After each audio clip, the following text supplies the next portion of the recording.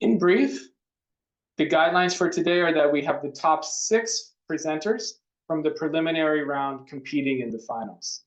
The competitors will present their pitches live. The winners are decided by a 5-person panel of faculty, staff, and alumni, judging based on both comprehension and content and engagement and communication. The judging panel utilizes the International 3MT rubric. Winners receive great prizes from $1,000 to $150, and the winner's school will receive the Big Pitch Trophy to display for the year. Last year, the Department of Behavioral and Organizational Sciences beat out the holder from the previous 2 years, the School of Arts and Humanities. And actually, all of our finalists represent those to that department and that school this year as well. Lastly, the audience also chooses their own winner. After the finalists finish their pitches, all of you will be able to vote for your favorite via a poll. Audience members are only allowed to vote once. Now we'll introduce today's judges. Monica Capra is a professor of economic sciences at Claremont Graduate University, specializing in experimental, behavioral, and neuroeconomics. Her research investigates the complexities of human decision-making, exploring the influence of personality, mood, emotions, and bounded rationality. She is also fascinated by the evolutionary roots of economic behavior and pro-social behavior, particularly the motivations behind volunteering. Before joining CGU, Dr. Capra was an associate professor at Emory University. Her interdisciplinary approach has led to collaborations with data scientists, neuroscientists, and psychologists. Currently, Dr. Capra is exploring how advanced AI technologies like GPT can enhance behavioral and experimental research methodologies. Jamie Felicitas Perkins is an assistant professor of practice at Claremont Graduate University, where she serves as the director of the DRPH program. She is a member of the Delta Omega Honorary Society in Public Health and a certified health education specialist. Felicitas Perkins' passion for public health was sparked and fortified by her experiences with the Asian American Network for Cancer Awareness Research and Training, where she gained extensive experience in community-based participatory research by contributing to several research projects and initiatives aimed to reduce cancer disparities among Asian Americans. Her work includes leading the development, implementation, and evaluation of a pilot study to increase participation of Filipino cancer patients in clinical trials in Hawaii by developing an educational DVD in 2 Philippine languages. Her academic research includes exploring the longitudinal effects of factors on general and central adiposity among Chinese adolescents, as well as examining trends and correlates in cigarette smoking behaviors among California's priority populations and comparing findings from California to the remaining US. Gabriela Krupa is the Director of Enrollment Marketing at Claremont Graduate University, overseeing admissions, recruitment, outreach, and marketing strategy. In this role, she and her team have been pivotal in driving a 40% increase in enrollment through data-driven strategies and personalized outreach initiatives. Previously, as Associate Director, she led the development of the high-performing events and outreach team, which achieved a 5-year high in admissions event registrations, attendance, and show rates. Gabriela leverages data to provide resources and tools for her teams to support students, drive yield, build community and corporate partnerships, and enhance recruitment efforts. Her team is also responsible for admissions outreach and delivering an exceptional visitor experience. She's passionate about supporting low-income students through her volunteer work with nonprofit organizations that assist with college applications. Gabriela holds a master's degree in education and is committed to innovation, empowerment, and promoting women in STEM.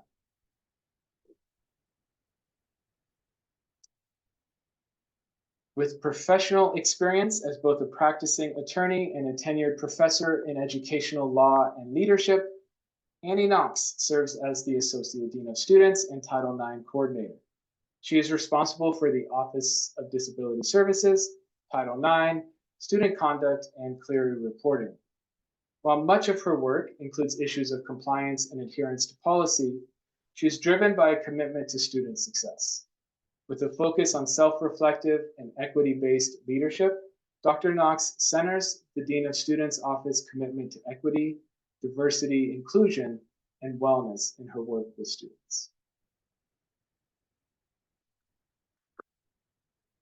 And last, but definitely not least, Clark D. Rucker, an alumnus from the Peter Drucker School of Management. Clark D. Rucker is the retired Senior Manager Director of the Phantom Works Quality Organization within Boeing Defense, Space, and Security.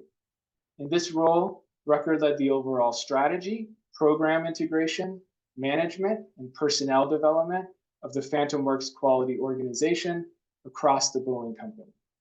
He reported to the Senior Director for PW Quality and the Vice President of Phantom Works, and was a member of the Phantom Works leadership team. Prior to this position, he served as the Customer Liaison and Senior Manager of Quality Systems Integration for the Huntington Beach Center. Outside of Boeing, Clark's accomplishments are many. They include being the chair of the College of Engineering Cal Poly Pomona Dean's Leadership Board, member of the Claremont Graduate University Alumni Board, Boeing Deputy Executive to Cal Poly Pomona University and Alumni Relations Group, Vice President of the Black Alumni and Friends Chapter of the CPP Alumni Association, Boeing Advisor to the Mount San Antonio College STEM Advisory Committee, member of the Mount SAC Foundation, and many more. He has received the Cal Poly Pomona College of Engineering Distinguished Alumni Award, been inducted into their Engineering Hall of Fame, and was bestowed an Honorary Doctor of Science from Cal Poly Pomona. Thank you all for being here with us today. We really appreciate you judging today's big pitch.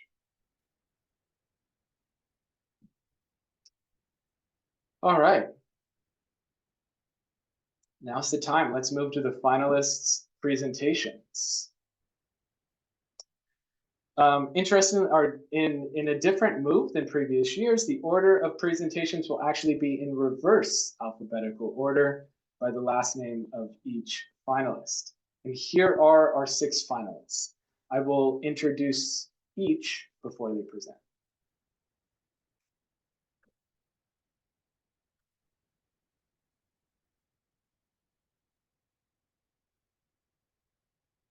Emily Zavala is a 6th-year PhD scholar at CGU in the Positive Organizational Psychology program.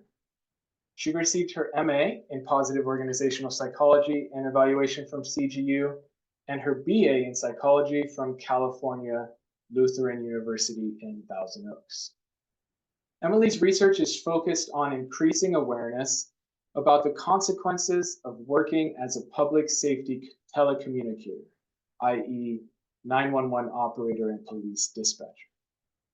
As a former 911 operator for 16 years, she is passionate about developing programs, interventions, and initiatives that help improve the 911 dispatch center and focus on employee well-being. Currently, Emily works full-time for the City of Los Angeles as an administrative analyst in the Office of the City Administrative Officer, where she has played an integral role in implementing a new unarmed crisis response program. Emily also serves as an adjunct faculty member for California Lutheran University and Loyola Marymount University in Los Angeles. Emily's pitch is entitled Stress on the Line: How Secondary Traumatic Stress Shapes Risk Perception in 911 Calls.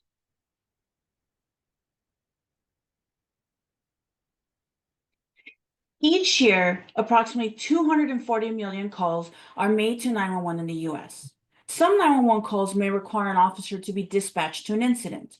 Unfortunately, some interactions between police and the public have resulted in a use of force. where officers have used physical force to control a situation, sometimes leading to death. In 2023, 54% of use of force incidents within the Los Angeles Police Department originated from a radio call, which often means they began with a 911 call. This shows just how influential call takers can be in shaping officer responses. Using my experience as a 911 dispatcher, my research focuses on the decision-making mechanisms behind a 911 call. Call takers will engage in a risk appraisal process, extracting, interpreting, and classifying information. This assessment process is key to generating a risk estimation, which becomes a catalyst for prioritizing a 911 call. Because when a call taker assigns a priority, that directs officers on how urgently and with what mindset they should respond. This sequence is critical, as inaccuracies in risk estimation can lead to inappropriately prioritizing calls. Traditionally, we might expect work experience to improve a call taker's accuracy. However, my research suggests that constant exposure to trauma plays the most significant role in risk estimation. This trauma, referred to as secondary traumatic stress or STS, includes 3 symptoms: avoidance, arousal, and intrusion, each of which impacts risk perception differently. So in this study, 911 call takers listened to recorded scenarios that varied in urgency. They rated the risk level for each scenario and then assigned a priority for officer response. The findings suggest that those individuals with high avoidance symptoms tended to underestimate risk in a 911 call, resulting in a lower priority response for officers. Whereas those individuals with high arousal and high intrusion symptoms tended to overestimate risk, potentially escalating a situation unnecessarily. These findings underscore that STS doesn't just impact call taker well-being, it also affects public safety by influencing decision-making in real time. And while my research focuses on law enforcement, it has broader applications for other high-stake professions where quick, accurate decision-making is critical. So what's next? We need targeted support strategies for mitigating STS among 911 call takers. By helping them recognize and reduce these symptoms, we can improve decision-making accuracy, both supporting the mental health of our first responders and the safety of the public that they serve. Thank you.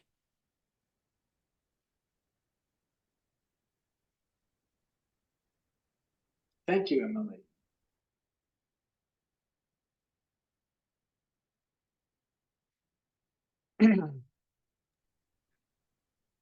Ashley Watterson is a PhD student in organizational behavior at Claremont Graduate University.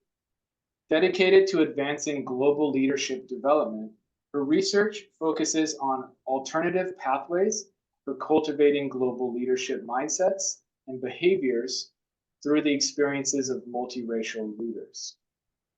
As a multiracial individual and former military dependent, Ashley draws from her lived experience to help leaders navigate cross-cultural complexities, foster collaboration, and adapt to the demands of an increasingly diverse workforce. Ashley's commitment to leader development is exemplified through her research and leadership in LEAD Labs, CGU's leader development research and consultancy lab. Formerly the research lab manager, she now applies evidence-based research as a senior lead coach and coaching consultant, using coaching to develop more effective leaders. Additionally, Ashley consults for 2 boutique firms specializing in organizational development, emphasizing diversity, equity, and inclusion to help organizations create more inclusive and high-performing workplaces. Ashley's pitch is entitled Identity as a Resource, the role of multiracial identity integration in developing leader adaptability.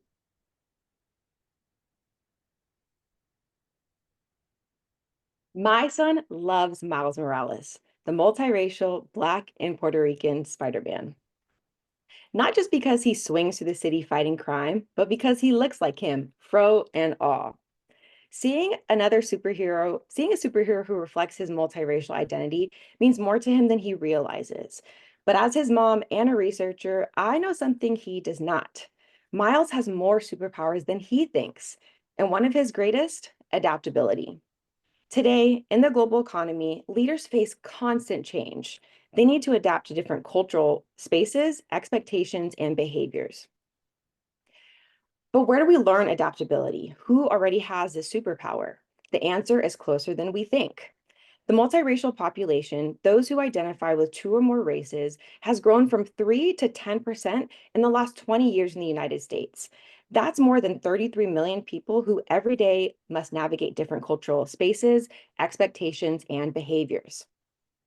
Yet, when we think about the multiracial identity, it's often framed as a struggle, a deficit, as if living between more than 2 worlds is a burden. However, I'd like to take an asset-based approach and highlight the skills multiracial leaders develop, skills that make them adaptable. My research surveys multiracial leaders and explores how they think as they adapt. I believe their lived experience helps them navigate and lead in uncertain and changing environments. First, they don't see their identities as separate, they integrate them. This is called multiracial identity integration, and it helps them move between cultures more smoothly instead of feeling torn in between them. Second, when faced with conflicting ideas or perspectives, they don't see this as a problem. They see this as an opportunity.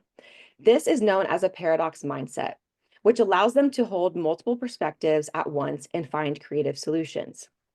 Finally, before reacting, they pause to consider why people act the way that they do.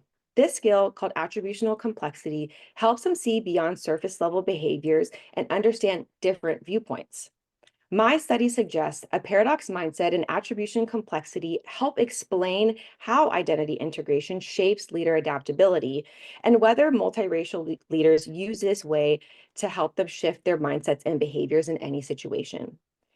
If organizations learn from these leaders, we can create better leadership training, increase global collaboration, and prepare leaders who can thrive in uncertainty. While diversity is currently under attack, this research can identify the hidden superpowers multiracial leaders bring to the table and highlight how their experiences fuel essential skills needed for the future of leadership. And that future is diverse, adaptable, and ready for anything, just like Miles Morales and just like my son will be. Thank you. Thank you, Ashley.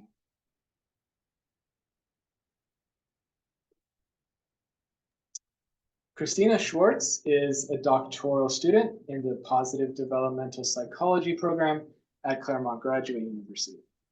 Her research interests include positive identity development, purpose development, and character strengths.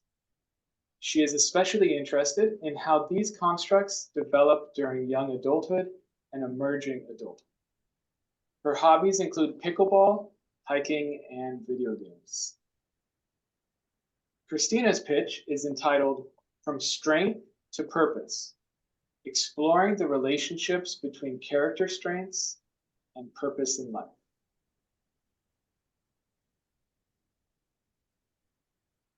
I want to start by asking one very personal question. What is your purpose in life? This question stimulates a level of soul searching that I'm sure many of us have had at one time, if not multiple times in our lives, and for good reason. Research has indicated purpose in life is associated with higher levels of life satisfaction, increased longevity, and better mental health. So how can we help people develop more purpose in their lives? First, it's important to define what we're talking about. While there are many different definitions of purpose out there, the one I want to offer up today has 3 distinct dimensions. A purpose is something that is goal-oriented, it's personally meaningful, and it's focused on making a contribution to society that extends beyond the self. So now that we have a working definition, how do you develop purpose in your life? One important factor that may contribute to developing purpose are cultivating character strengths.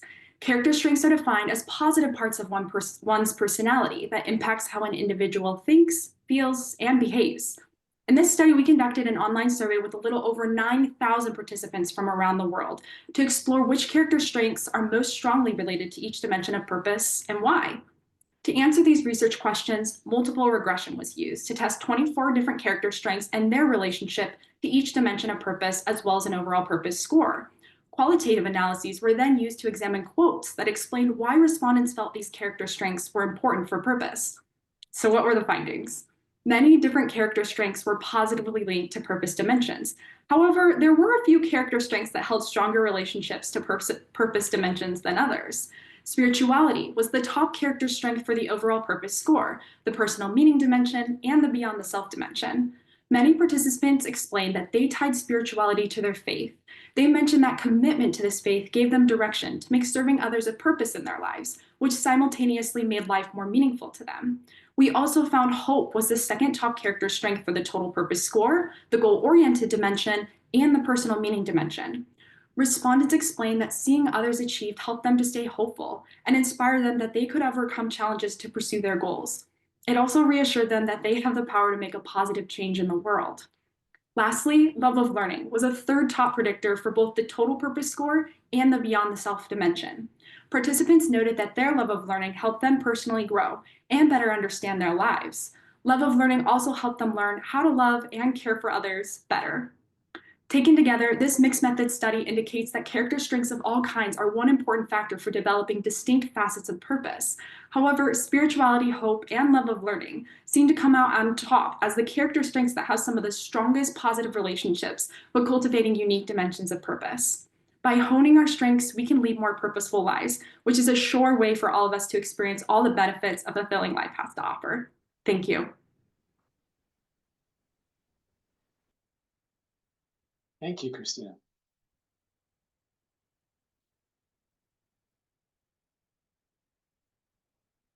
Manisha Sarda is pursuing a PhD in English at Claremont Graduate University. She loves to read, especially literature, which for her is less of an academic journey and more of a discourse on life. She is a staunch believer in the philosophy of literature and strives to use its power to work towards a better version of herself. She has published book reviews and academic essays on British Gothic monster body in academic journals such as Gothic Nature Journal and Pacific Coast Philology. Pacific Coast Philology, Women's Studies, and the Book Review. In addition, her personal essays, especially those portraying her experiences as an educator, have also appeared in magazines such as Teacher Plus and The Progressive Teacher.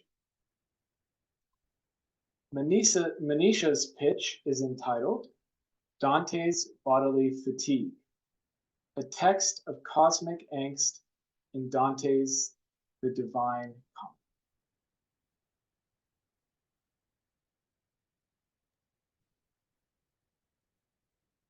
Imagine you are standing outside the gate of hell, just about to see what happens after death. You are God's privileged one. You get to visit hell, experience it. You can smell hell and even hear the painful screams of the eternally punished sinners crying in pain.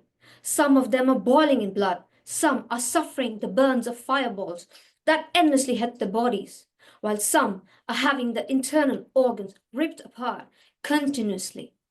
In hell, you even talk to the sinners on the way.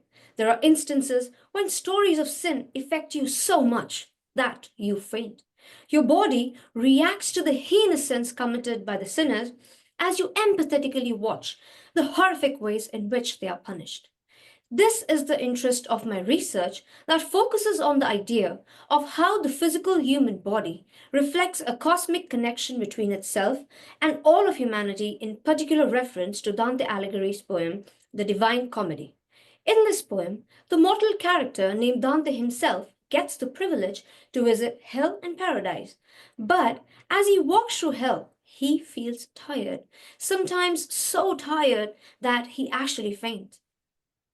Now, scholars such as Giuseppe Plazzi and Eva Lejero have argued that Dante's tired body is an expression of him suffering from narcolepsy and neurological disorder. However, I believe that Dante's tired body demands to be read beyond a biological framework. For instance, when Dante hears the story of how the sinner named Francesca is punished for having committed adultery, he sorrowfully exclaims, "I so shared the sense of grief. My body felt like the dead fall down." So, I argue that Dante's tired body is a reminder of mankind's karmic responsibilities because it functions as a causal and emotional reaction to the collective moral degradation of mankind itself. Thus, my research is significant for two primary reasons. First, it revitalizes humanities by establishing how literary representations of psychological and physical condition help to create a collective emotion in the face of human predicament. Second, it proves how literary productions such as Dante's poem, which was written 6 centuries ago, continue to powerfully influence human lives like yours and mine by making us aware of our karmic responsibilities today so that, without needing to visit hell, we can carve our path straight to paradise. Thank you.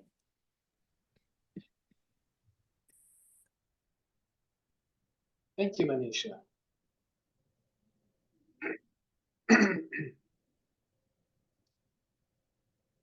Lori L. Denning is a PhD candidate in religion at Claremont Graduate University, specializing in Hebrew Bible and early Christianity.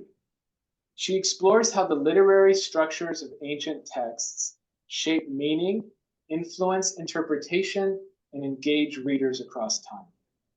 Lori has presented at the Society of Biblical Literature, BYU Religious Education Symposium, and other academic conferences, focusing on Hebraic literary forms and scriptural. She is the author of Real Heroes of the Old Testament and Real Heroes of the New Testament. With experience in both academia and Fortune 50 corporate leadership, she brings a unique perspective to the study of scripture. She teaches at BYU, loves working with students, and is such a Bible nerd that if you're nice, she might even sing in Hebrew. Lori's pitch is entitled The Women of Samson.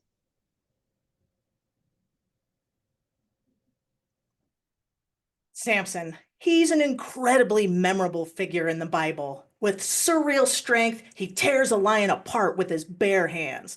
As a judge, he lives in a time of great conflict, and of course, he has long, luxurious hair. He is a legend. But this story isn't just about Samson. For thousands of years, it has shaped the faith and culture of billions. Yet traditional readings focus on him, his strength, and tragic downfall. But what if we're missing something? What if this story is about more than one man's strength? What if it speaks to Samson's greater struggles? A lack of leadership, culture clashes, and a society on the edge of collapse. A world where power is abused. A world that doesn't feel that different than our own. Those questions shaped my research. If this text has influenced laws, faith, and identity for generations, then how we read it still matters. So, as a student of ancient religious texts, I returned to the original Hebrew, and I set aside traditional interpretive lenses, and I applied a literary approach. And that's when I noticed something. This story isn't just about Samson. There are 4 critical women, rarely mentioned and never studied together, yet they shape the entire story. Samson's mother, his Philistine wife, a prostitute from Gaza, and the infamous Delilah. These women have long been seen as secondary, but they don't just exist in the background, they define the narrative. Take Samson's mother. She receives a divine revelation. An angel appears to announce Samson's miraculous birth. Yet the text never names her. Through a traditional lens, her anonymity meant she was overlooked. But through a literary approach, we see it as intentional. In a collapsing society, names, identity start to disappear. Leaders fail, structures break down, and those who should be central are forgotten. Her absence of a name isn't an omission, it's a warning. But she's not alone. Each of these women offer a different lens on leadership, power, and as a society in crisis. A literary approach grounded in the original Hebrew reveals these women don't just support Samson's story, they reframe it. They shift our understanding of leadership, culture, and moral collapse. See, the Hebrew Bible isn't an ancient relic, it's a masterwork that still speaks. And the women of Samson's story remind us that even those on the margins shape the center. Because this story isn't just about Samson and fantastic hair, it's about us.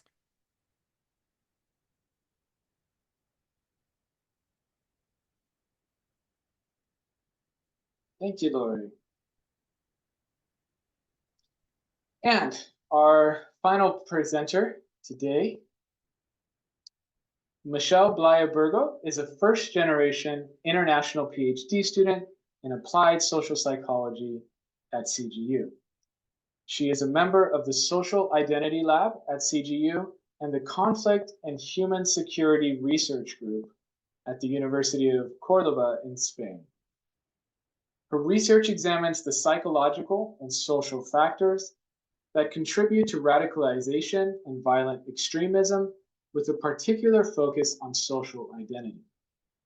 Through her work, she seeks to deepen the understanding of why individuals join extremist groups and engage in violence while bridging academic research with practical applications. Her goal is to inform evidence-based prevention strategies and support programs that foster resilience and community safety. Outside of work, Michelle is learning the art of tattooing and enjoys traveling and spending time with her partner and dog. Michelle's pitch is entitled Giving It All to Heal or Harm, a deeper look into self-sacrifice.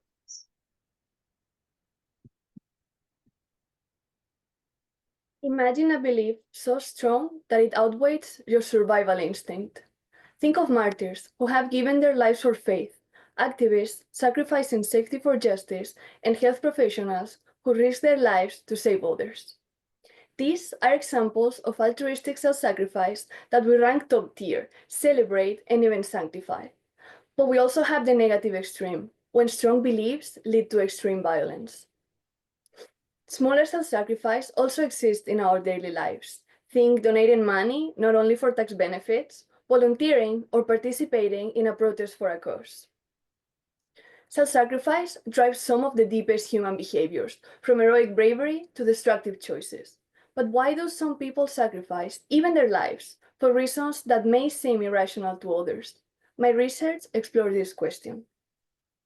In this project, I studied self-sacrifice connected to three key factors: religious beliefs as a motivation to sacrifice, moral disengagement as the mental tricks that people use to justify harmful actions, and search for meaning or purpose in life, because big sacrifices provide a strong sense of purpose. These three factors have proven important in English-speaking populations, but we cannot assume that the reasons driving self-sacrifice are universal. This study was a first step in filling this cross-cultural gap. So we took a well-established assessment tool and validated it for Spanish-speaking populations, which involved translating and using the tool in a survey with 2 samples of people living in Spain, totaling 600 participants. The results showed self-sacrifice was linked to religious passion and moral disengagement, which meant that people did justify sacrificing for their beliefs, and that religion was indeed a cause for which they were willing to sacrifice. However, unlike in studies in English, we saw no connection with search for purpose, meaning that they found it in other sources. These findings suggest cultural differences in where people find reasons to sacrifice, proving the importance of adapting research across cultures. Through these and other specific analysis of the tool, we confirm its usefulness, and now we have a reliable tool in English and Spanish for cross-cultural studies. But with the ongoing conflict and need for humanitarian help, this research is essential, and this was just the first step. The new understanding of self-sacrifice and future research using the tool will help design better volunteer programs, guide interventions to prevent risk-taking and violent behavior, and inform policies that promote safety and social harmony. And that's my goal. I work to ensure this knowledge is applied to providing people with healthier, positive paths to giving and to prevent harmful behaviors through science-guided interventions. Thank you.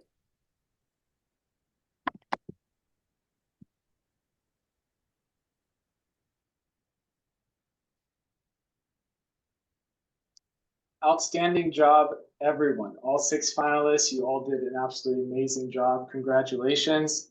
And as we wait for our judges' scores to be tallied, please vote, audience, for our audience's winner. You should see a poll launch on your screen momentarily, and everyone is allowed a single vote. Please vote and stick with us. The winners will be announced.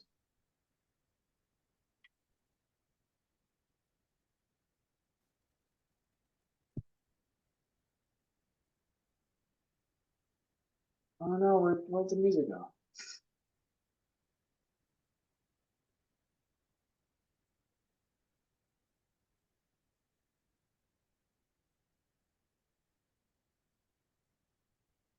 Great. As we wait for our judges' scores to be tallied, I would like to acknowledge the preliminary round judges who dedicated their time to score all of this year's participants.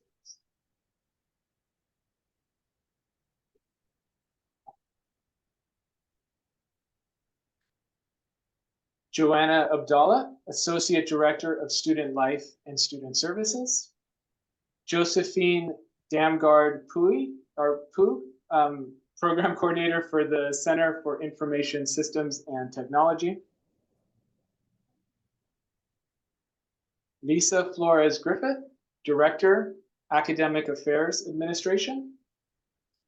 Emily Regan, Assistant Professor of Education. And Lydia Romero Ariaza, the School of our Triple SPE Associate Director.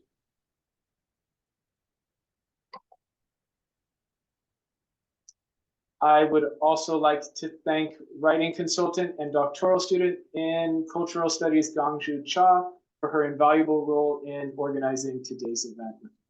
Thank you all for your contributions to this year's Big Pitch. All right, so we should know the winners soon, but in the meantime, for the next couple of minutes, I would love to just ask a few questions of our 6 finalists this year to let the audience know a little bit more about your experience here competing in the Big Pitch this year. So really jump in, any of you who want to answer. The first question, what motivated you to compete in the Big Pitch? You're all doing amazing research, but what was really the motivation behind competing? Dr. Weekly, for me, it was part of the whole experience of graduate school. We work with these amazing students and researchers and staff and faculty. And I was like, hey, I want to be a part of that. And so taking this opportunity was just a part to jump in. And you can see, I mean, pretty amazing. Way to go, ladies. You guys are intimidating. So I'm just honored to be in your presence. And so it's totally paid off already. Great, great. Glad to hear. I can jump in too. I would say a big thing for me is we talk a lot about trying to make our research digestible for other people outside of our disciplines. And we don't really get a ton of practice doing that. We're so fixated on just trying to learn the ropes and, focus on publishing if you're going a research route or different things like this. So this format was challenging, 3 minutes to try and boil things down into something that's interesting for people, but also something that people can take away and talk to with their friends and hopefully get out there a little bit more to the public. So that was a pretty motivating thing for me. Great, great. Yeah, and that's, that was a big motivation behind creating the event in the first place. So I'm glad it's resonating. Anyone else want to jump in, or should I move to the next one? The next one's really connected to, it's really just about the most rewarding part of developing your presentation. Again, this is kind of a unique shift from your usual audience. So just kind of wondering what the most rewarding part is. I could jump in. Yeah, please. Yes, so I think the most rewarding part of this participation was the format, as Christina just said, because it's just so amazing to see how the theories and everything can become so simplified that, it can connect to the audience. And that is something I found to be very interesting, because going to my topic, it was something to do with philosophy, but thanks to the opportunity, I was able to look at my own topic in a very different light, so that I be able to connect to all the audience. And that I found to be very rewarding. Great.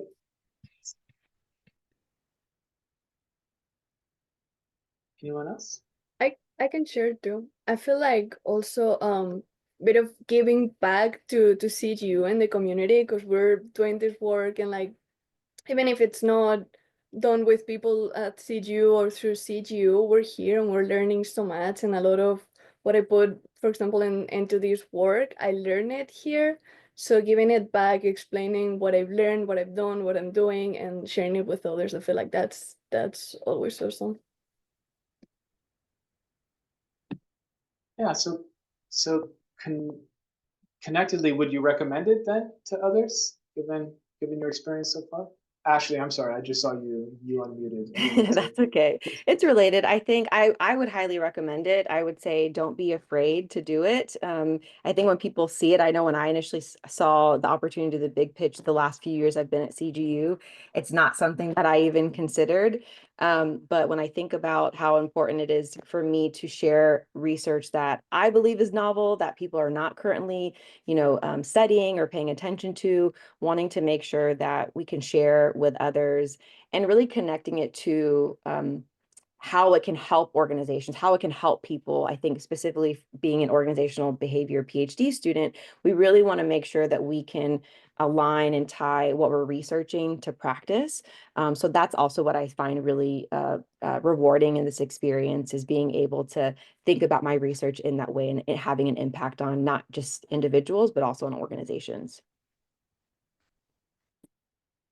I think one thing too that we focus a lot of times is kind of internally, right? We study and we're looking at the text, and then we might talk in a seminar or class, but where a lot of us are going to go and academics into teaching, and we don't have that many opportunities to be like, hey, get teaching, and how are you going to talk, and how do you break all this down for someone that you're teaching? And so I think there are a lot of ways that it would benefit anybody just to go through the exercise, even if they were nervous about the presentation skills. You're like, well, you don't have that many chances, so go for it. Yeah, I like that point about the presentation skills. Do you feel like from when you first started to think about your pitch and started to draft it, up until now, where you're here, this week, all of you did an incredible job. So you all practiced a lot and really nailed all of your presentation. So do you feel like, looking back over, this time, these weeks, that you've seen some benefit in your presentation skills? I'd like to just shout out my fellow finalists. I think a part of this is showing the enthusiasm you have behind your research and what you're doing. And I think that was very evident and clear with all the finalists. And I think that's also important when you're thinking about your research. You want to do something you're enthusiastic about. You want to do something that you feel connected with.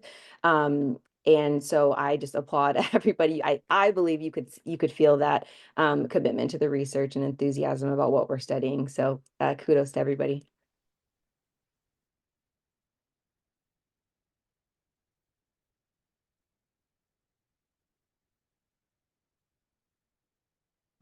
Anything else that anyone wants to share that might be useful in getting some more students at CGU to think about jumping in? And it is more work than I think you initially think it is. It's harder to put your research into 3 minutes for a broader audience than you're used to.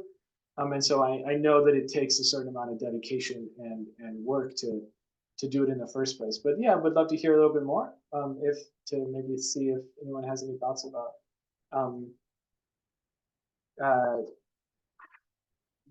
how it might be useful for other students at CGU.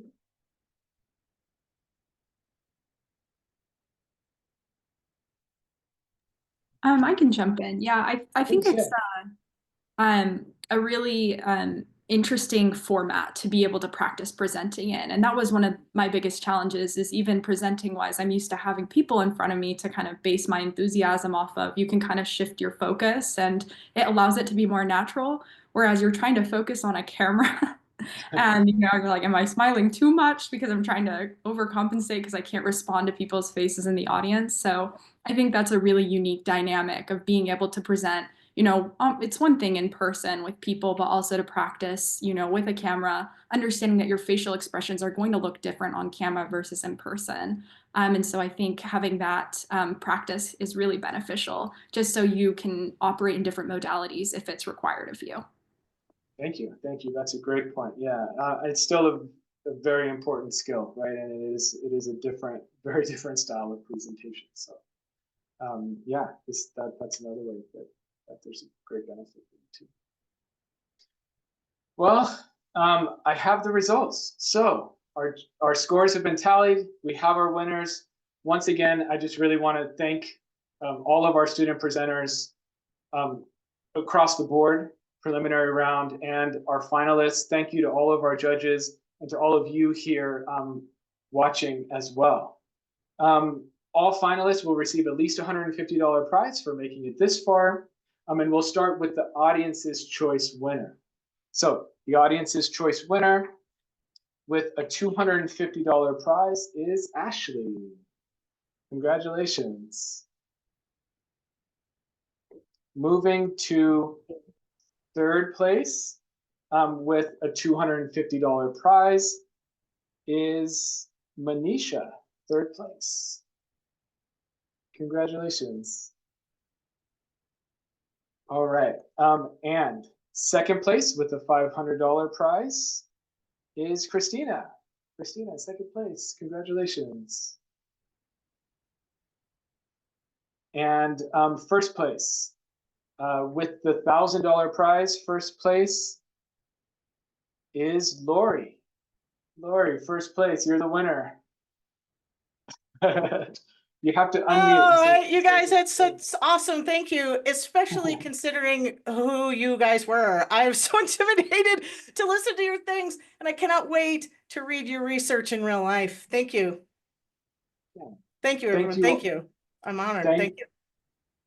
Yes. Congratulations, Lori, and thank you all again. Just an absolutely outstanding set of presentations, and I really appreciate all of you being part of the event. So thank you all very much. Have a great day, everyone. Thank you for attending.